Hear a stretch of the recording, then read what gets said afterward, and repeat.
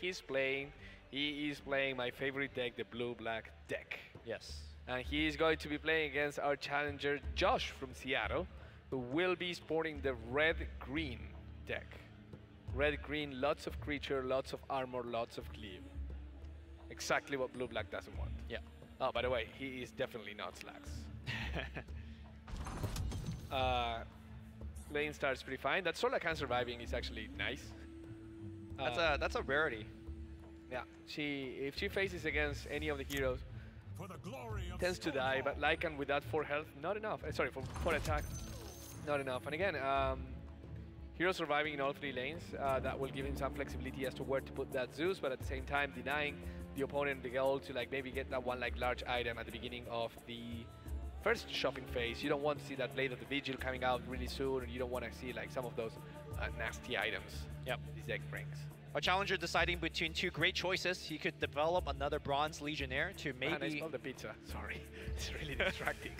All right, Bronze Legion is going to come down. Had he put it on the left side, would have actually given him a chance to poke down the Necrophos. Yeah, but again, like, I mean, every time that you can put damage to a tower when it's handicap, it's good. It's good, So, yeah. It's a win-win situation. Yeah, you know, I kind of went back and forth with, like, damage to the tower that's not lethal, yes or no, right? And like, like Poised to Strike, hitting +4 to a tower. Sure. Do it earlier, do it later. Like, Magic kind of taught me, like, no, you save that for the burst, right? Sure. And I kind of go back and forth, and right now I feel that, like, whenever you can push a little bit of damage to a tower, you just do it. I agree. I think the Rustic that you learn from Magic might not apply so much here. Because by pressuring every tower equally, your opponent is just scared. They don't know where to deploy the hero. You don't know what lane that you're going to eventually push. So I know exactly what you mean, and I support that decision. Yeah, that's why sometimes it's not the greatest play, but it's not entirely crazy to see, for example, like a duel in lane 1 to kill a creep in front of a Bristleback, for example. Right. To put damage to a tower or spend something like that, some way to clear. Absolutely, if it's a Sorlakan, right? Like if you had a grazing shot here, you'd use it 100% of the time. Yeah. I see some perfectly calculated math play coming out from definitely not Slacks.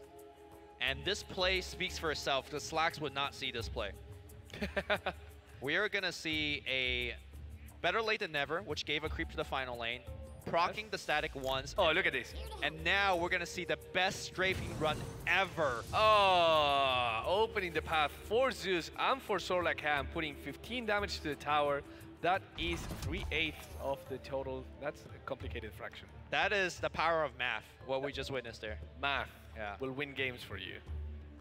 Definitely not Slacks. Definitely not Slacks. Will win games.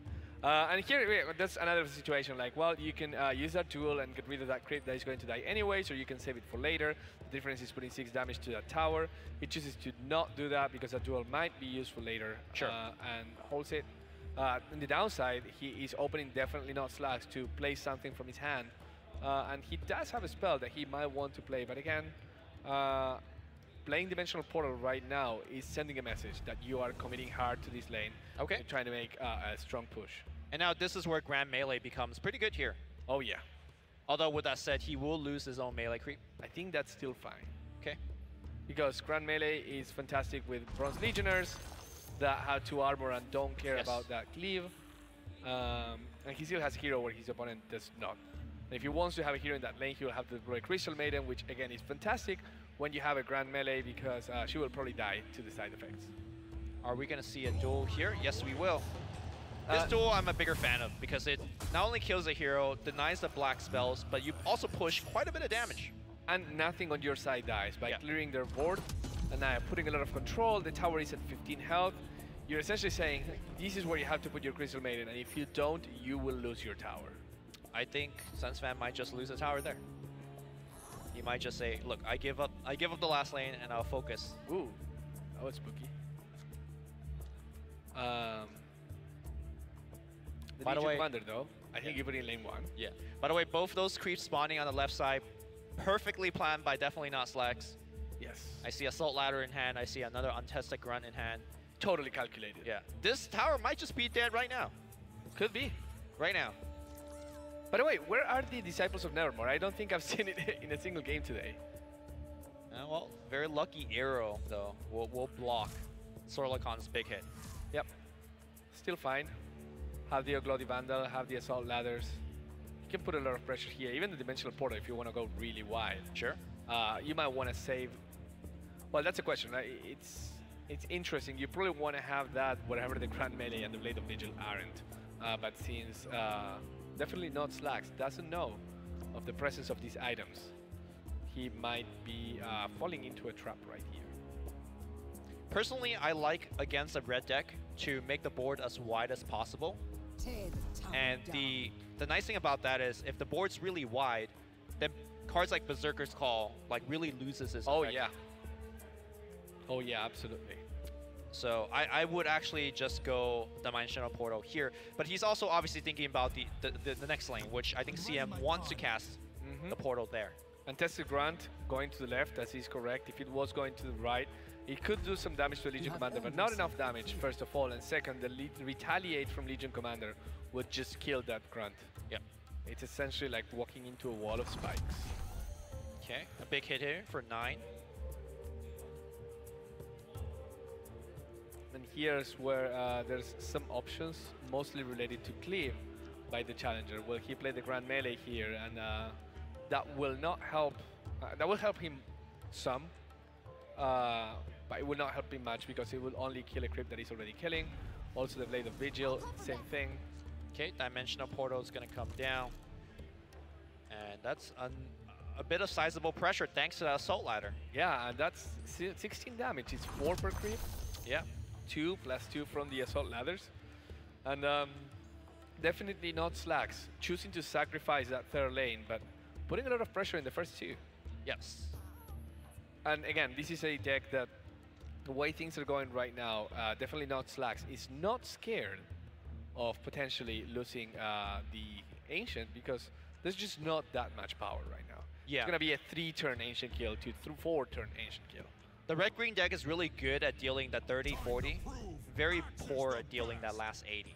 Yep. And a challenger even gives up priority here, or rather initiative, by casting the Grand Melee, which I'm not sure how important it is. I feel like it's perhaps much, much more important to keep that priority for things like Duel and Berserker's Call.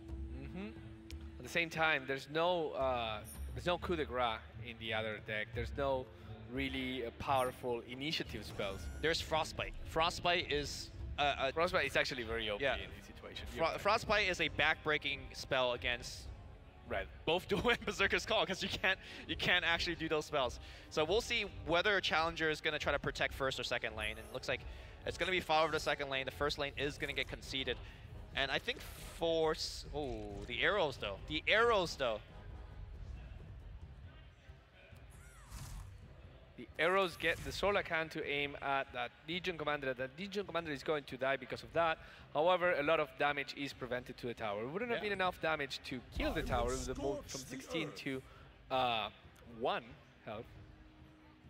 And then again, there was also the Ogre Conscript if that needed to happen. So all in all, kind of a neutral situation. It feels like the arrow wasn't playing his way, but at the same time, had it done that, there were options for our challenger to stop that Sorlacan. Remember, there's a lot of creeps in this deck, and the chances of Sorlacan being uncontested and hitting that tower are very, very slim.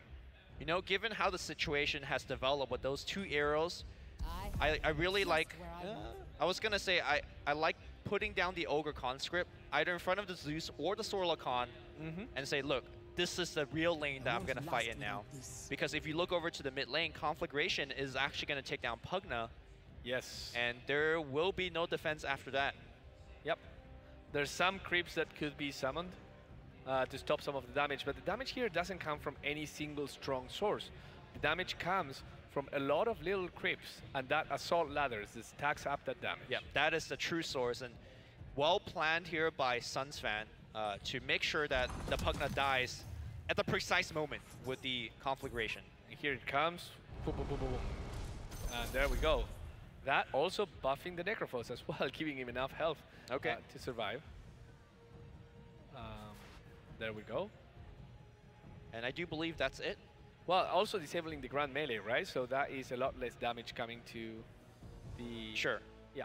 I don't think the Grand Melee is going to be doing anything in the grand scheme of things. Because look at what he has in his hand. Definitely not Slacks. Ugolati Vandal going to represent 8 more damage to the face. Yep. Actually 10 more. 10 more, yeah. 10 more damage to the face. So it's looking real rough here.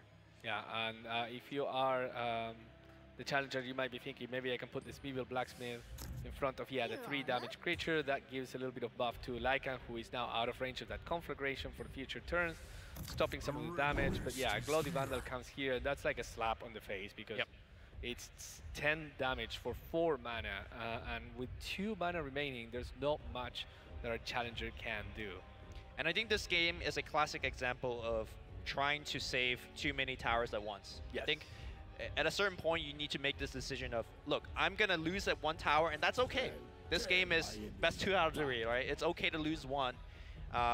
If you go back a previous turn, Sunsfan says, look, you already beat me in the final lane, so I'm not going to put any more resource there. I'm going to commit my resource elsewhere. And that's why he is so far ahead. Yeah, and here's how it shows, right? Again, putting that with the Savage Wolf, he could be threatening at most 20 damage to this Ancient.